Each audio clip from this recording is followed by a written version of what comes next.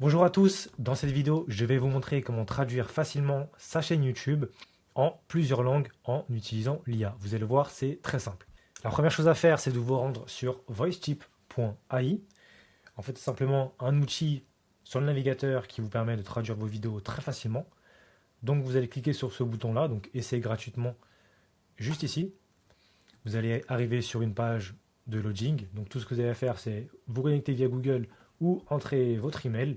Une fois que vous êtes connecté, vous avez simplement à répondre à un petit questionnaire. Donc hop, on répond rapidement. Vous mettez votre langue. Voilà, ça prend quelques secondes et vous arrivez sur cette page-là. En gros, c'est un petit onboarding pour vous familiariser avec l'outil. Donc pour l'exemple, on va traduire sa première vidéo. On clique sur ce bouton-là. Donc en fait, il y a plusieurs possibilités. Soit vous importez votre vidéo, donc un fichier audio ou vidéo, ou vous importez un YouTube. Mais nous, on va utiliser une nouvelle fonctionnalité de VoiceTip qui s'appelle le Smart Publish. Donc en gros, ça va vous permettre de connecter votre chaîne YouTube, de voir directement toutes vos vidéos et de pouvoir les traduire très facilement. Donc on revient sur la page d'accueil et normalement, si vous avez fini l'onboarding, vous avez normalement un petit bouton juste en bas qui vous dit de quitter si jamais. Vous avez cette interface-là. Tout ce que vous avez à faire, donc, c'est connecter votre chaîne YouTube et choisir votre chaîne YouTube. Moi, dans mon cas, donc, je vais choisir la chaîne YouTube de VoiceTip. Une fois que vous avez bien connecté votre chaîne, vous voyez, normalement, elle apparaît juste ici. Vous choisissez la vidéo que vous voulez traduire. Donc moi, par exemple, je vais choisir un des tutoriels que j'ai fait récemment, ou plutôt une vidéo courte. Par exemple, prenons celle-là.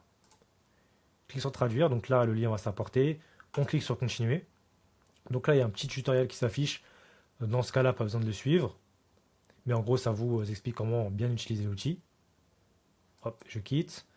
Donc là je choisis la langue visée, vu que la vidéo est en français, je vais choisir français ici. C'est toujours mieux de le spécifier pour éviter tout problème. Là je choisis par exemple, on va dire l'anglais et l'espagnol par exemple. Le titre me convient, je sais qu'il y a une personne qui parle dans la vidéo, je sélectionne. Ici, vous avez des settings avancés qui vous permettent d'ajouter du vocabulaire de marque. Par exemple, je sais que dans la vidéo, elle dit voice chip, donc je vais l'ajouter ici. On sauvegarde. Pas besoin d'importer un fichier SRT dans mon cas. Et là, je clique sur créer un nouveau projet. La traduction et la transcription, c'est lancé. Vous avez juste ici l'avancement. Et une fois que c'est terminé, vous pourrez cliquer dessus. Donc la vidéo est prête pour la relecture. Je clique dessus. Et là, vous avez à choisir quelques paramètres. Est-ce que je vais garder les bruits de fond? Oui. Est-ce que je veux activer les sous-titres? Pas forcément dans cette vidéo. Ici, vous avez la méthode d'isolation des voix. Je vous recommande de laisser dans l'image TDK Studio. Donc on laisse pour cette vidéo. Je peux utiliser le voice cloning. C'est l'option par défaut. Donc je vais laisser cette option-là, mais sachez qu'il y a d'autres options moins chères, par exemple comme des voix préenregistrées. Vous pouvez aussi importer des fichiers audio pour cloner une voix directement ici. Mais pour cette vidéo, je vais choisir le clonage de voix. Donc je sauvegarde. Ici, vous avez la transcription à gauche et vous avez la traduction de cette transcription à droite. L'idée, c'est de relire rapidement la transcription pour voir si tout est OK, s'il n'y a pas de coquilles ou quoi que ce soit. Et ensuite, une fois que tout est bon, vous pouvez lancer la traduction. Donc là, je vais d'abord relire pour vérifier que tout est correct. Donc je lance la vidéo et donc j'écoute et je lis en même temps. Ok, donc j'ai vu quelques petites coquilles que j'ai corrigées. Donc ce que je vais faire maintenant, une fois que j'ai corrigé la transcription, je clique ici et je les retraduis dans toutes les langues. Ça prend quelques secondes. Et là, ça a été retraduit en anglais et en espagnol. Super, donc une fois que ça c'est bon, j'ai simplement à cliquer sur traduire la vidéo, pardon. Maintenant, vous pouvez voir l'avancement de la traduction juste ici. Donc là, j'ai lancé en anglais, mais je vais aussi le lancer en espagnol.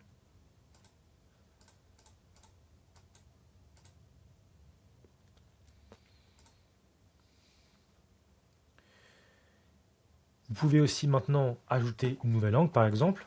Disons que je veux ajouter le chinois, donc le mandarin. ça a été ajouté. Maintenant, je peux aussi lancer la traduction en mandarin.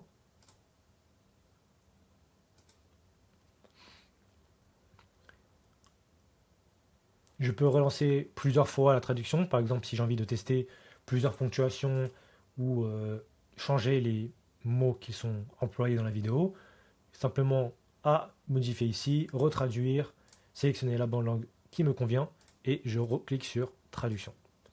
Ici, vous avez plusieurs actions, donc comme ajouter une nouvelle langue, remplacer toutes les occurrences d'un mot pour aller plus vite. Vous pouvez aussi voir les différents raccourcis clavier pour aller plus vite. On voit que la traduction en anglais c'est terminé.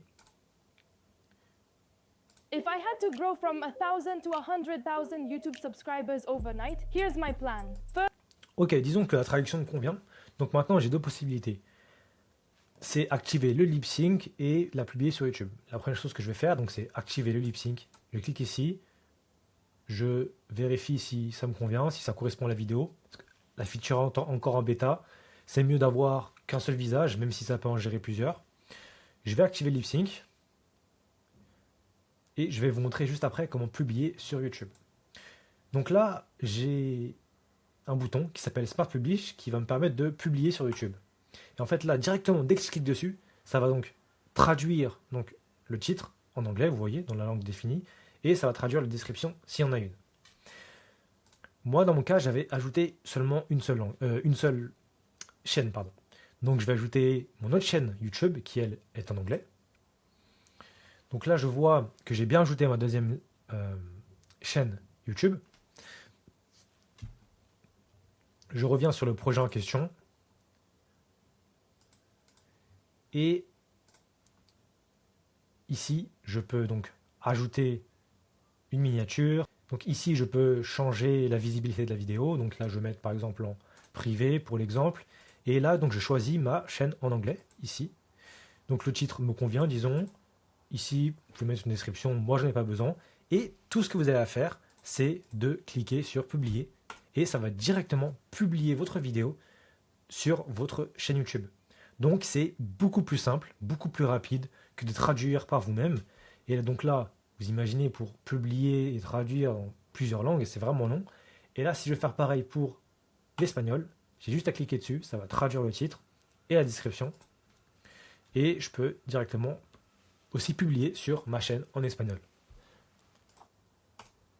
Dans les paramètres, vous pouvez aussi ajouter une description personnalisée qui sera utilisée à chaque fois pour cette chaîne-là. Vous pouvez aussi définir une langue pour cette chaîne. Donc là, je sais que c'est une chaîne en français. Donc j'associe une langue. Donc je mets le français ici. Super.